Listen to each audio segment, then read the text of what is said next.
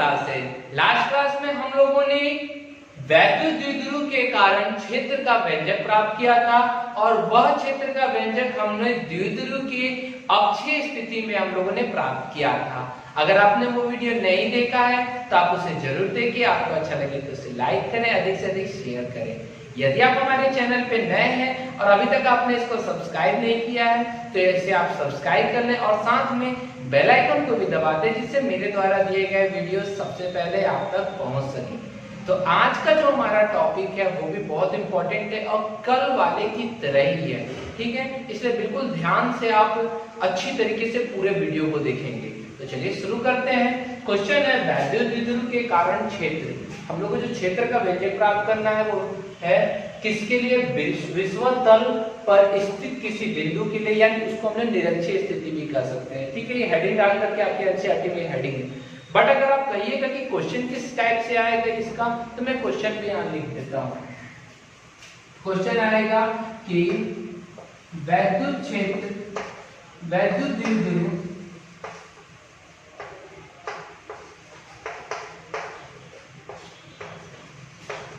के निरक्षीय स्थिति, ठीक है, या उसको हम क्या कर सकते हैं? विषुवत, यही विषुवत तल पर स्थित बिंदु के लिए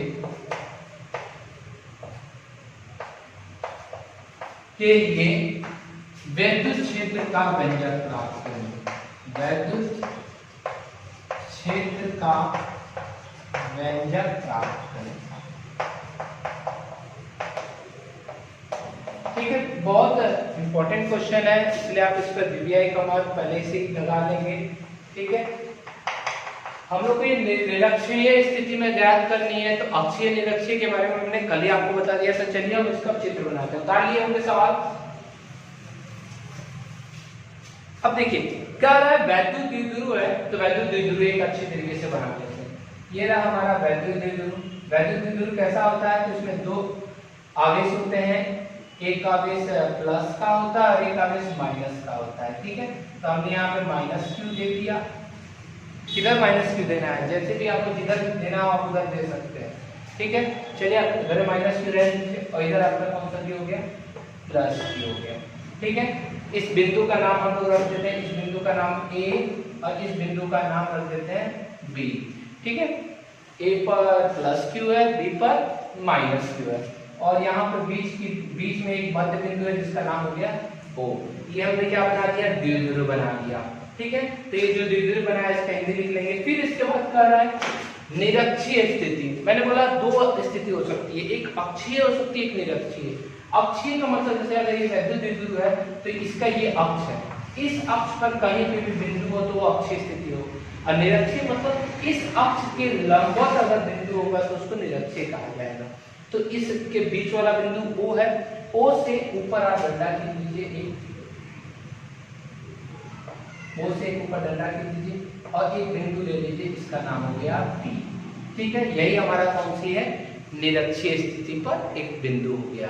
या विषुवत तल के लिए तो दो प्रकार की रेखा होती है, एक अक्षीय होती है, एक विषुवत तल वाली रेखा होती है। तो विषुवत तल वाली जो होती है ऊपर से नीचे आती है, आपने मानचित्र देखा होगा तो उसमें आपको पता होगा, ठीक है। तो मैं इसको मिटा दे रहा हूँ। चलिए हम शुरू करते हैं। तो पहले हिंदी लिख लिया जाए, ठीक है। माना कि ए बी एक वैद्युत द्विध्रुव है,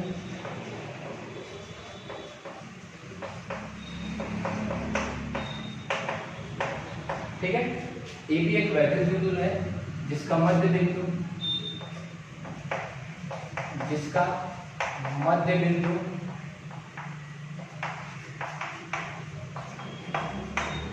O है। आप डायरेक्ट फेयर मत कीजिएगा, पहले रफ कीजिए, एक बार बना के देखिए, तब एक बार तब फेयर में अच्छी तरीके से बनाइएगा। जिसका मध्य बिंदु O है, ठीक है। हो गया। द्विध्रुव पर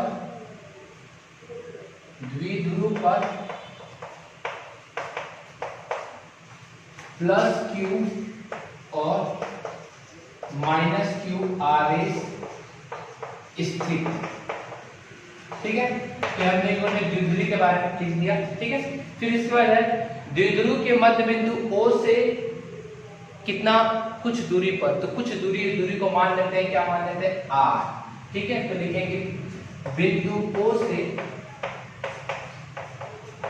R दूरी पर, जैसे उसमें माना था, याद आ रहा होगा आप लोगों को, R दूरी पर एक बिंदु P स्थित है। ठीक है, R दूरी पर एक बिंदु क्या है, P, सॉरी इसमें अक्षीय निरक्षीय लिखे नहीं गया, बिंदु O से R, O से बिंदु O से निरक्षीय स्थिति। ठीक है, जैसा सवाल है वैसा ही बात लिख दिया गया। विषुवत तल दिया हुआ तो विषुवत तल लिखेगा, O से विषुवत तल पर या निरक्षीय स्थिति पर R, ठीक है, O से निरक्षीय स्थिति पर R दूरी पर एक बिंदु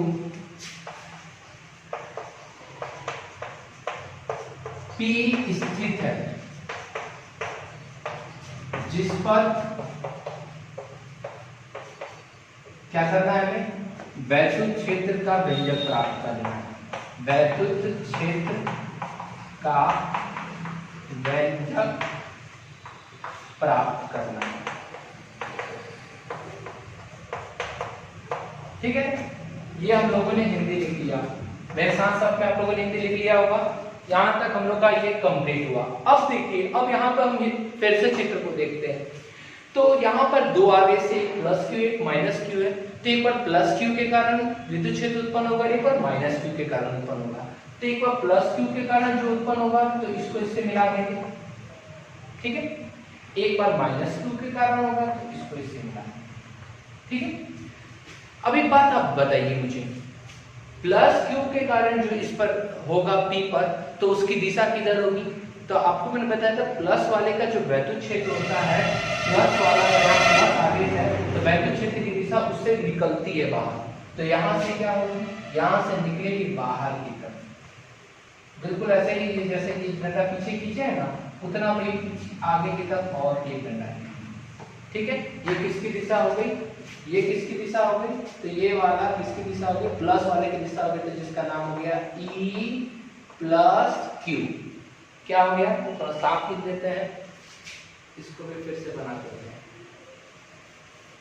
देखिए, जो ये आपका ये बिंदु होगा, इससे मिलाया गया और सेम इसी तरह आगे बढ़ा दीजिए।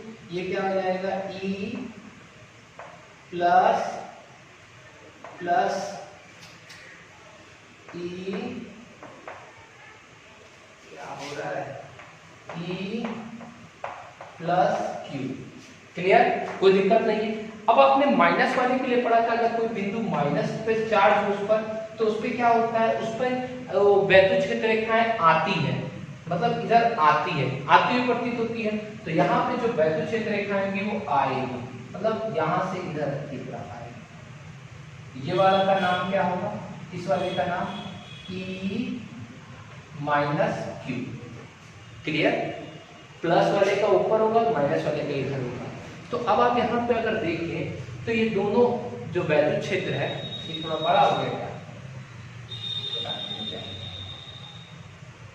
ठीक है। अब ये दोनों वैद्युत क्षेत्र है, ये दोनों वैद्युत क्षेत्र के कारण एक मेन वैद्युत क्षेत्र बनेगा जो कि इसके बीच का होगा। जैसे मान लीजिए अगर आप अगर ये डस्टर है, इसको हम दो तरफ से खींचे, एक उधर रस्सी टाने, एक इधर रस्सी टाने, तो ये दोनों तरफ अगर इस तरह करके खींचे, एक इधर और एक इधर करके खींचे, तो ये डस्टर किस दिशा किधर की तरफ जाएगा। अगर इधर दोनों बराबर तरीके से लग रहा है तो दिशा इसकी इधर होगी, इधर की तरफ न जाएगा, वो किधर की तरफ जाएगा, इधर की तरफ जाएगा, मतलब कि दोनों के बीच का जाएगा। यहाँ पे भी एक ऊपर की तरफ खींचा जा रहा है, इधर इस तरह खींचा जा रहा है, तो इसके बीच का कौन होगा, ये होगा। तो इसकी दिशा P को मिटा के इधर है, इसकी दिशा किधर होगी, मेन वाले की दिशा इधर होगी, मतलब एक ऊपर है और एक नीचे की तरफ है, तो इनके बीच वाला जो होगा वो हमारा E टोटल होगा, मतलब कंप्लीट E का मान होगा। ठीक है, ई की जो भी कंप्लीट ई का मान होगा वह दोनों जो वैद्युत क्षेत्र है दोनों के बिल्कुल कहाँ होगा, बीच में होगा। ठीक है, यहाँ तक तो क्लियर समझ में आ गया। मैं फिर से एक बार बता दे रहा हूँ, जो चीज मैं यहाँ बताया वहां मैं लिखते भी जाऊंगा। ठीक है, पहला मैंने क्या बताया आपको कि A से हमको P मिला दिया और B से हमने P को मिला दिया। अब A के कारण जो प्लस Q के कारण जो इसमें क्षेत्र उत्पन्न होगा तो प्लस वाले का क्षेत्र उससे बाहर जाएगा और माइनस वाला का क्षेत्र माइनस की तरफ आएगा।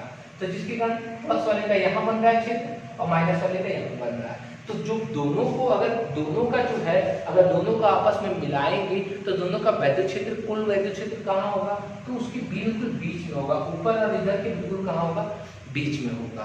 क्लियर है। अब यहाँ पे बिल्कुल ध्यान से जो चीज हमने लिखा है वो यहाँ पे हम लोग लिख देते हैं।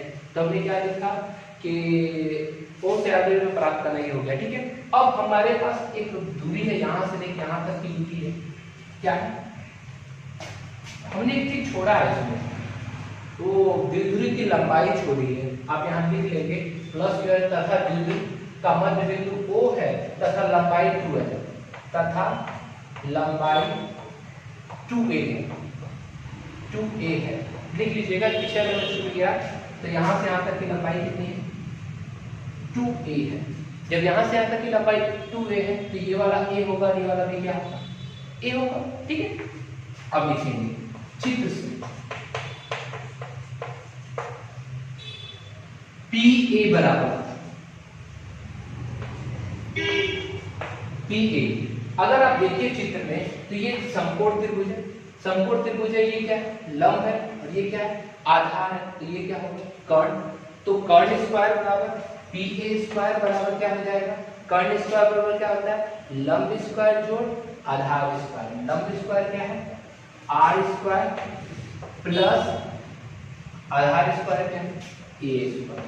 तथा दूसरी तरफ अगर यहाँ PB को देखा जाए, PB का स्क्वायर, PB भी क्या है, यहाँ कर्ण है तो लंब इसका R है और आधार A है, तो PB स्क्वायर बराबर क्या हो जाएगा, लंब स्क्वायर जोड़ आधार स्क्वायर। मैंने इसको यहाँ इसलिए लिख दिया कि इसका काम आगे लगेगा। ठीक है, अब चलिए शुरू करते हैं। क्या लिखते थे हम लोग यहाँ पर, इसलिए प्लस Q आवेश के कारण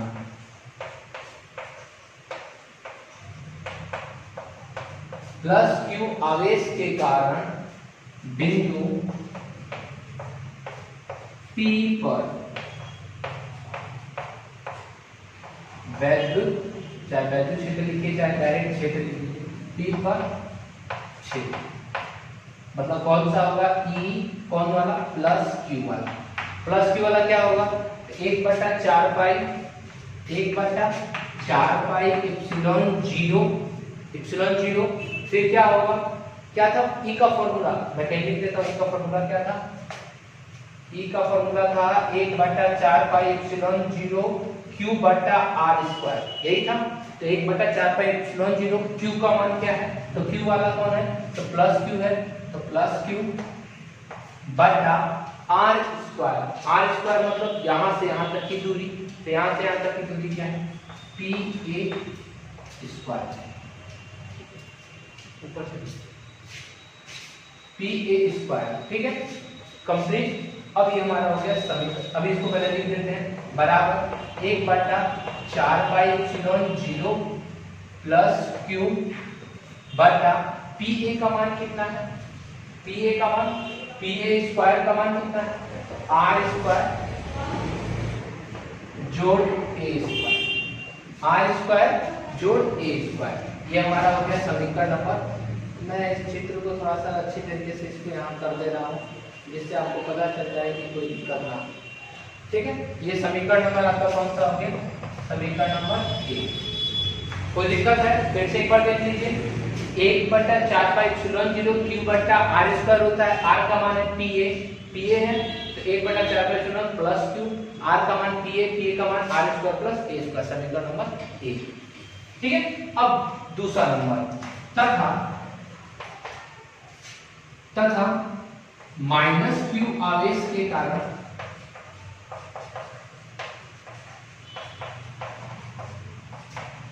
बिंदु P पर क्षेत्र उत्पन्न क्षेत्र लिख सकते हैं E माइनस क्यू, ठीक है, माइनस क्यू बराबर क्या होगा 1/4 पाई एप्सिलॉन 0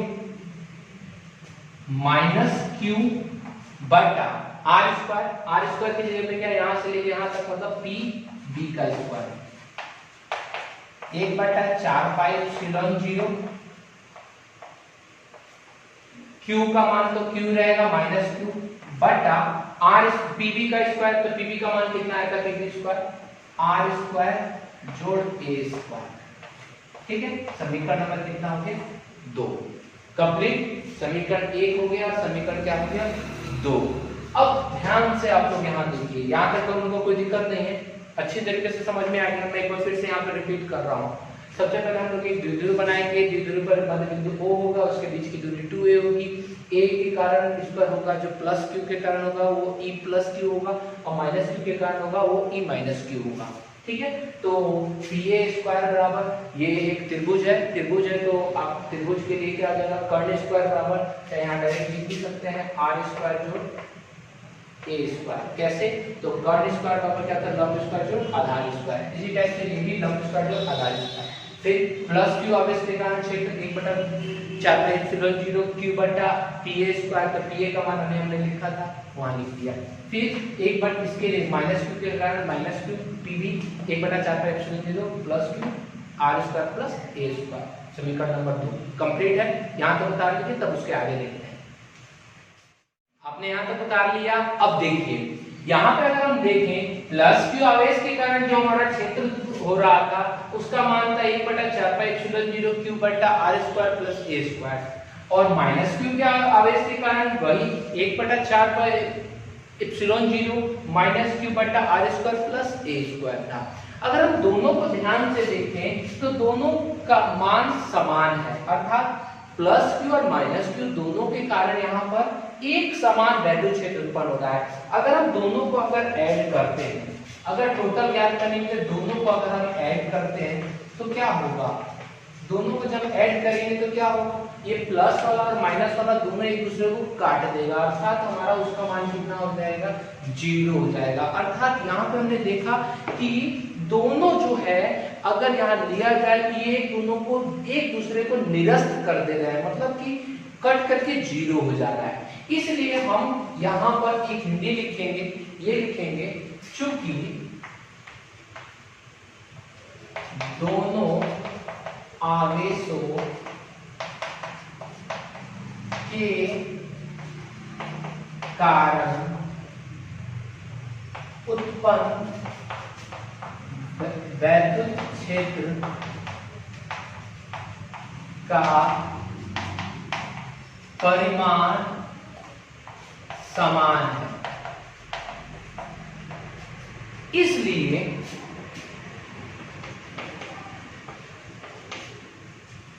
दोनों वैद्युत क्षेत्र, इसलिए ध्यान दीजिएगा, इसलिए द्विध्रुव के लंबवत अगर हम E की कल्पना करें कि जो E की जो दिशा है वो इधर, तो क्या होगा ये वाला और ये वाला दोनों उसको क्या कर देगा निरस्त कर देगा। यहां हिंदी लिखना होगा, इसलिए वैद्युत द्विध्रुव के अक्ष के लंबवत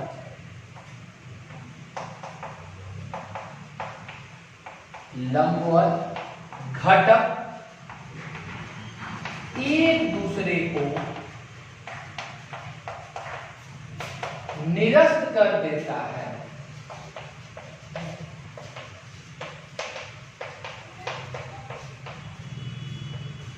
एक दूसरे को निरस्त कर देता है, मतलब कि अगर लंबवत घटक हम लेते हैं तो एक दूसरे को क्या कर देता है निरस्त कर देता है। इसलिए हम इसके क्या करते हैं समांतर घटक लेते हैं, इसलिए दो बार इसलिए होता निरस्त कर देता है। अतः हम दोनों वैद्युत क्षेत्र के लिए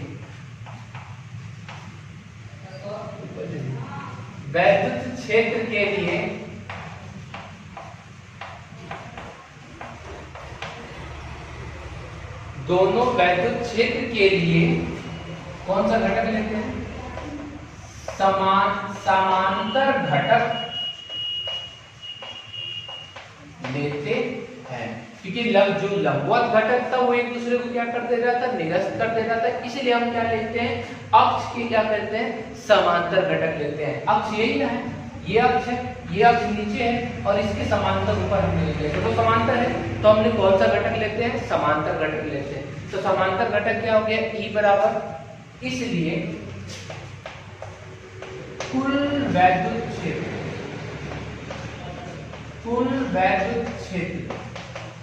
E बराबर क्या हो जाएगा? E बराबर हो जाएगा 2 गुणे किसी एक वैद्युत क्षेत्र का परिमाण 4πε0 प्लस मतलब किसी एक, तो प्लस और माइनस तो दोनों हटा देंगे, कोई एक परिमाण लिखना है तो केवल q लिखेंगे, q बटा r² प्लस a²। ठीक है, हम लोग कौन सा घटक ले रहे हैं? समांतर घटक। तो समांतर घटक में क्या होता है? यहाँ पर क्या आ जाता है? cos थीटा आ जाता है। समांतर घटक में क्या आ जाता है?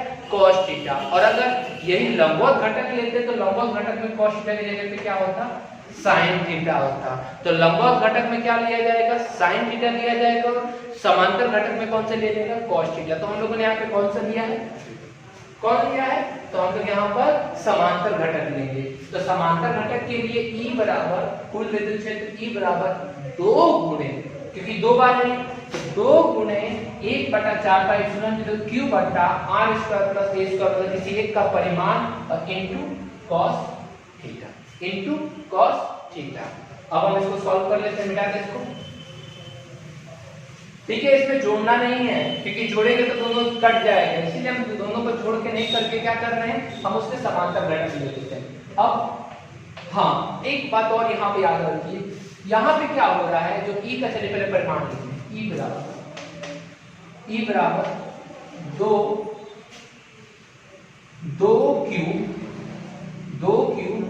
चलिए पहले सीधा कर देते हैं, 1/4πε0 2q बटा r² जोड़ a²।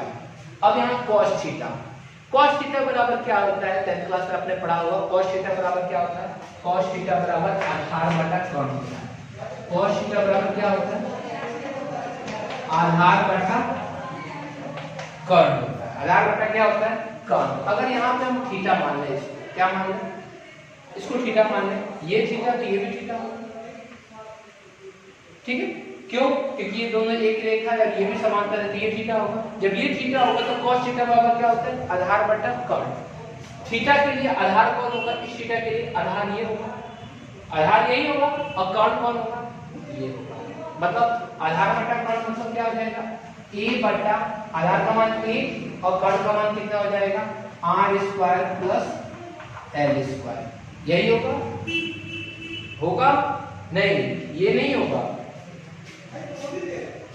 नहीं होगा, इसका अंडर रूट होगा ना, इसका अंडर रूट होगा, PA का अंडर रूट होगा।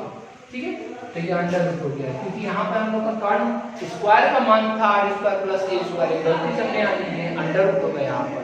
ठीक है, हमारा PA स्क्वायर का मान था r² जोड़ a², यही था। तो PA का मान कितना आ जाएगा?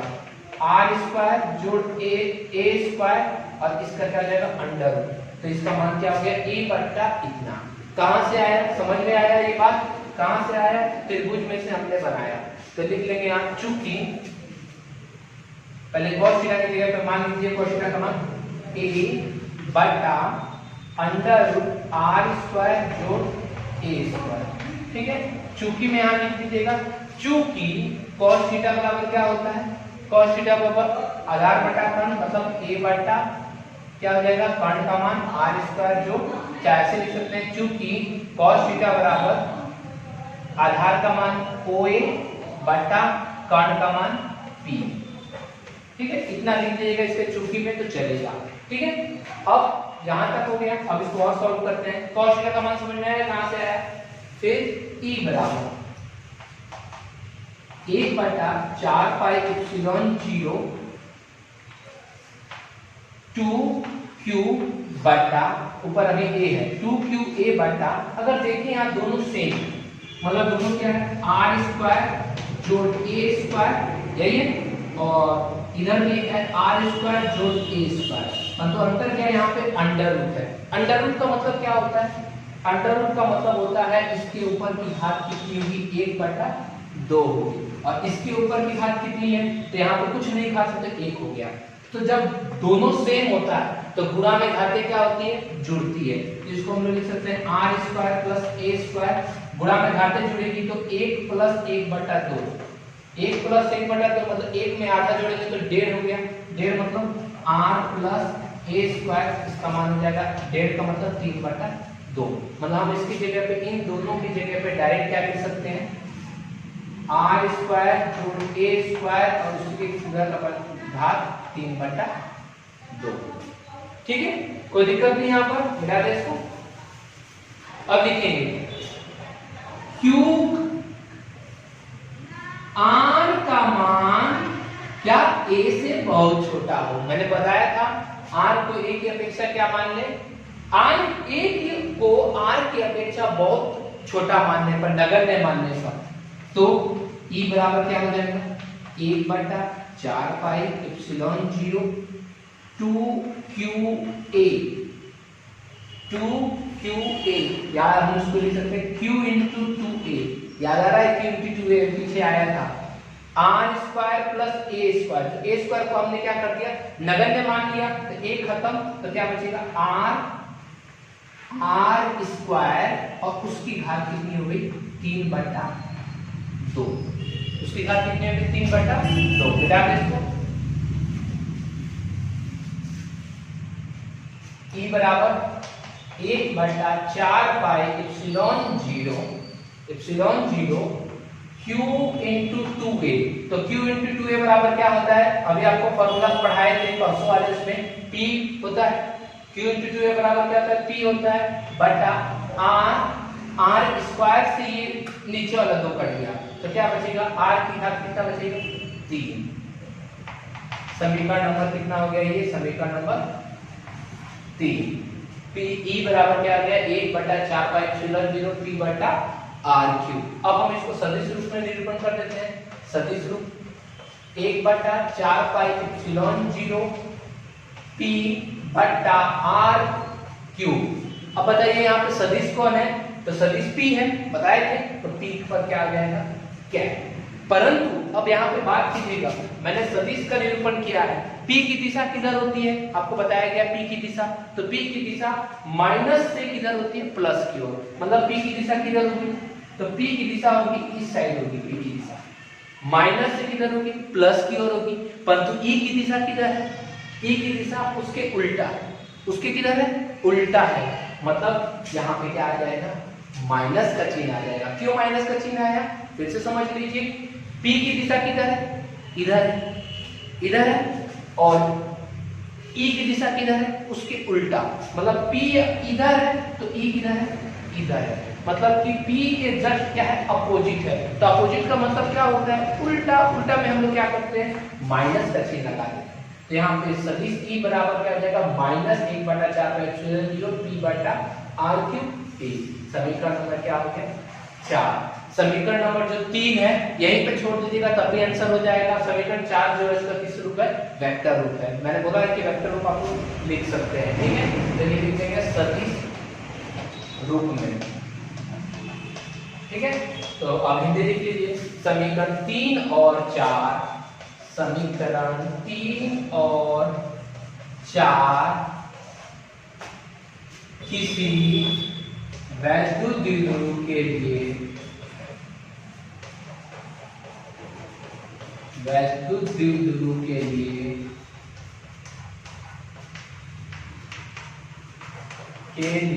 किसका व्यंजक है, के लिए निरक्षीय स्थिति में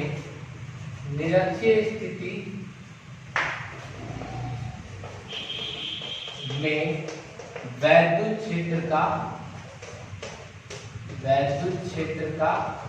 व्यंजक है, ठीक है, कंप्लीट। हमारा समीकरण नंबर 3 और 4 क्या हो गया, उसका वैद्युत क्षेत्र का वैद्य कौन सी स्थिति में, निरक्षीय स्थिति में। तो कंप्लीट हुआ यहाँ पर। एक बार फिर से यहाँ पर मैं जो सेकंड चांस था उसमें बता दे रहा हूँ। यहाँ पे पिछले वाले से कुछ अलग था। अलग ये था कि दोनों का जो ई का मान था, दोनों का ई का मान क्या था, सेम था। जब दोनों की ई का मान सेम था तो इस वजह से क्या हुआ कि दोनों एक दूसरे को निरस्त कर दे रहे थे। मतलब कि अगर उसका लंबवत घटक लेते तो दोनों एक दूसरे को निरस्त कर दे रहे थे, इसलिए हम कौन सा घटक लेते हैं, समांतर घटक लेते हैं। और समांतर घटक के लिए हम लोग किसका यूज करते हैं, तो cos थीटा का यूज करते हैं। किसका, तो cos थीटा हमने ले लिया E बराबर 1/4 पाई एप्सिलॉन 0। मैंने 2 लिया था, 2 गुना क्यों किया गया कि 2 आवेश था, तो 2 गुणे 1 का परिमाण इनटू cos थीटा था। तो E बराबर 1/4 पाई एप्सिलॉन 0 2 क्यूब बटा r square plus a square और cos थीटा का मान 1 बटा इतना। कैसे आया cos थीटा का मान, तो cos थीटा का मान लंब बटा आधार बटा कर्ण होता है, तो आधार का मान OA और कर्ण का मान PA। तो दोनों का मान यहाँ रख दिया गया। फिर E बराबर 1/4 पाई एप्सिलॉन 0, दोनों को मल्टीप्लाई Q2A बटा इन दोनों को मल्टीप्लाई करेंगे तो इसके ऊपर 1 घात है, इसके ऊपर 1/2 घात है। तो जब दोनों जुड़ेगा तो 1 और 1/2 दोनों जुड़ करके 3/2 हो जाएगा, 3/2 हो गया, 3/2 हो गया। अब r की अपेक्षा a को नजर नहीं मानने पर मतलब a को हमने क्या कर दिया, नेगलेक्ट कर दिया, हटा दिया। जब a हटा दिया तो r केवल बचेगा, तो r स्क्वायर बचेगा, a स्क्वायर तो खत्म हो गया। r स्क्वायर की घात 3/2 है, तो 2 से स्क्वायर कट गया, मतलब ये बट्टा वाला 2 से ऊपर वाला 2 कट गया, तो क्या बचेगा, r क्यूब बच गया। E बराबर 4 pi epsilon 0 q into 2a बराबर क्या होता है, p, यहाँ चुटकी में लिख दीजिएगा, चूंकि p बराबर q into 2a, ठीक है। चूंकि p बराबर q into 2a, p का मतलब होता है द्विध्रुव आघूर्ण, तो p 1/4 पाई एप्सिलॉन p बटा r क्यूब। ये हो गया हमारा मान। अगर यहीं पे छोड़ना है यहीं पे छोड़ सकते हैं, अगर इसको सदिश रूप में लिखना है तो सदिश रूप में E बराबर 1/4 पाई एप्सिलॉन 0 p बटा r क्यूब, और p यहाँ पर वेक्टर में है तो p का कैप लगा देंगे। बट यहाँ पर माइनस चिन्ह क्यों आया, क्योंकि p की दिशा इधर थी और e की दिशा उधर थी, दोनों अपोजिट में थे, इसलिए हमने यहाँ पे कैसे का चिन्ह लगा दिया, माइनस का चिन्ह। मतलब समीकरण 3 और 4 जो है वैद्युत क्षेत्र का व्यंजक है। तो यहाँ पे हमारा ये क्वेश्चन भी समाप्त होता है। इसके बाद हम लोग नेक्स्ट टॉपिक के बारे में अध्ययन करेंगे। आपको अगर ये वीडियो अच्छा लगे, आपको समझ में आ गया हो, तो इसे लाइक करें, अधिक से अधिक शेयर करें। धन्यवाद।